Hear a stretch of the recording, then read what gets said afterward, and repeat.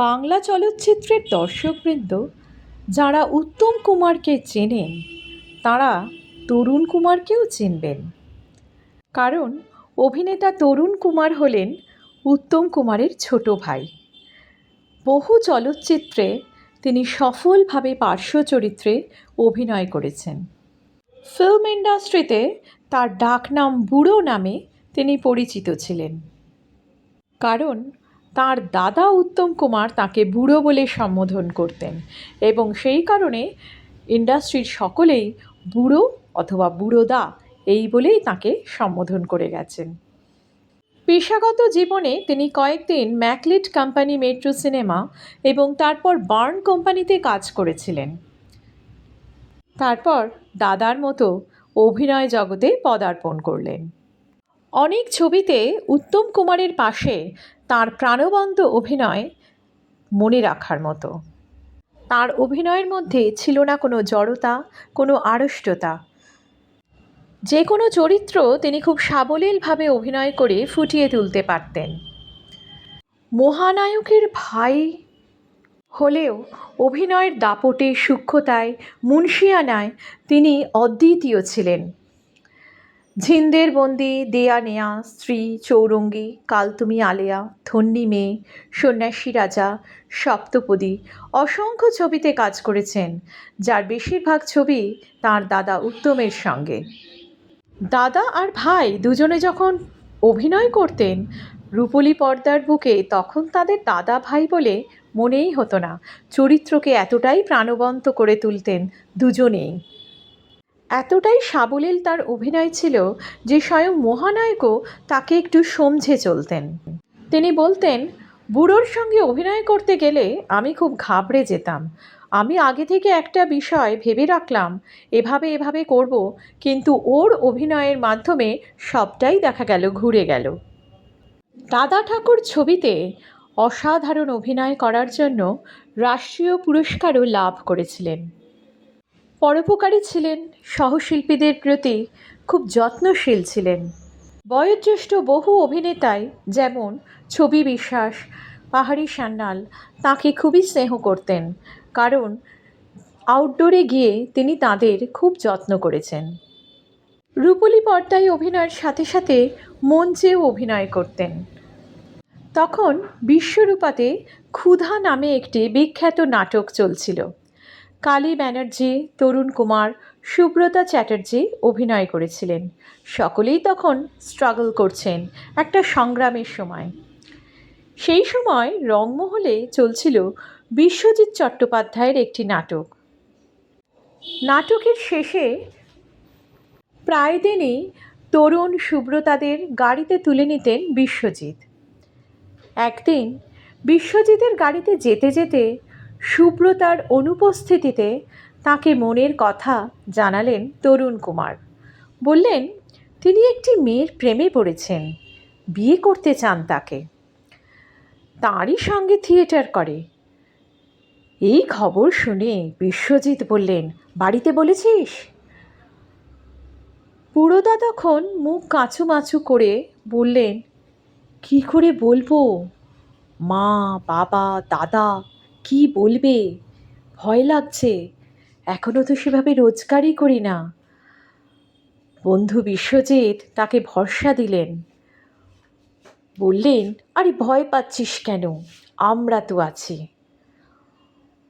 পরবর্তী সময় সুব্রতা চ্যাটার্জিকে সকলের মত নিয়ে বিবাহ করলেন তরুণ কুমার। শুরু হলো তরুণ সুব্রতার সংসার। তার সাথে পাশাপাশি চলল অভিনয়।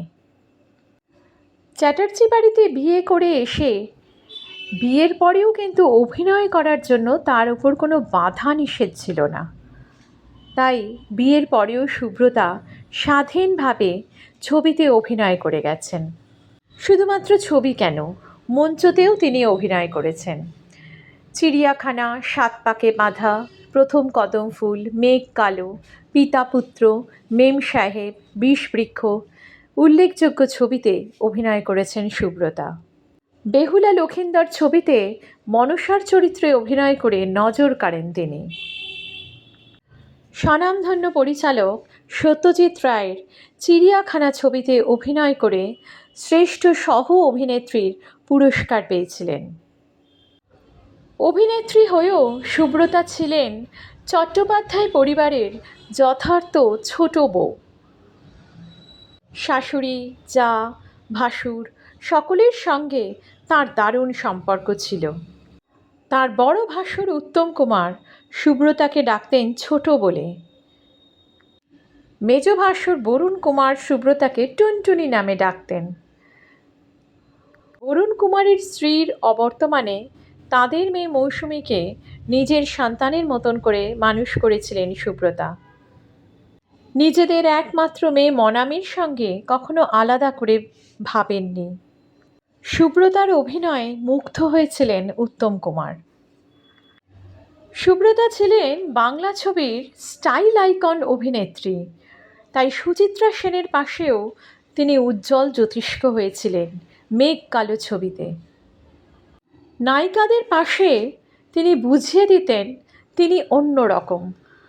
তার স্টাইল, তার পোশাক আশাক, তার অভিনয় করার ভঙ্গিমা সম্পূর্ণ অন্য রকম ছিল। সুব্রতা চট্টোপাধ্যায়ের সাথে তার স্বামী তরুণ কুমারের মধ্যে কখনো কোনো দিন ইগোর লড়াই হয়নি। যেখানে স্বামী স্ত্রী দুজনে ফিল্ম স্টার হলে সাধারণত সম্পর্ক টেকে না বেশি দিন, সেখানে এই জুটি এক বিরলতম জুটি। ভালোই অভিনয় করছিলেন, সুন্দরভাবে সংসার করছিলেন।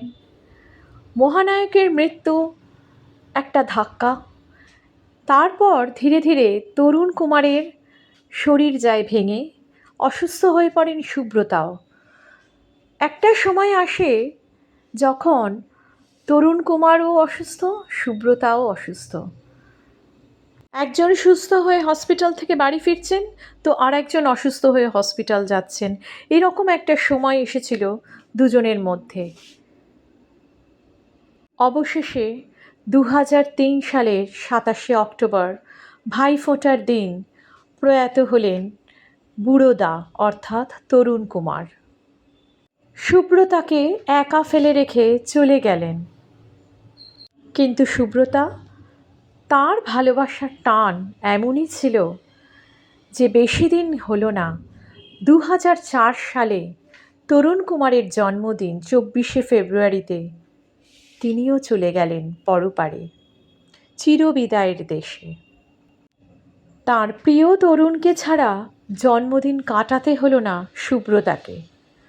মাত্র 63 বছর বয়সে পরলোক গমন করলেন। মাত্র 6টি মাসের মধ্যে দুই ব্যক্তি, দুই প্রেমিক প্রেমিকা, স্বামী স্ত্রী মিলিত হলো পরপারে গিয়ে। দুজনেই ছিলেন প্রাণোচ্ছল, হাসি খুশি, এইরকম চরিত্রেও অভিনয়ও করতেন। কেউ তাদের বেশি দিন দূরে রাখতে পারল না। যেখানে দেখা যায় প্রেম, তারপর বিবাহ, তারপরে বিচ্ছেদ, সেখানে প্রেম, তারপর বিবাহ এবং তারপর সুন্দরভাবে সংসার কাটিয়ে 6 মাসের মধ্যে দুজনের পরলোকে গমন। এই বন্ধনকেই বোধহয় ইটারনাল বন্ড বলা হয়। বাংলা চলচ্চিত্রের দর্শক মহানায়ক উত্তম কুমারের সাথে সাথে চিরকাল তার ছোট ভাই তরুণ কুমারের অভিনয়ে মনে রাখবে এবং তার সাথে সুব্রতার প্রাণোচ্ছল অভিনয়ও মনে রাখার মতো। তরুণ কুমার ও সুব্রতার বিরলতম জুটি চিরস্মরণীয় হয়ে থাকবে।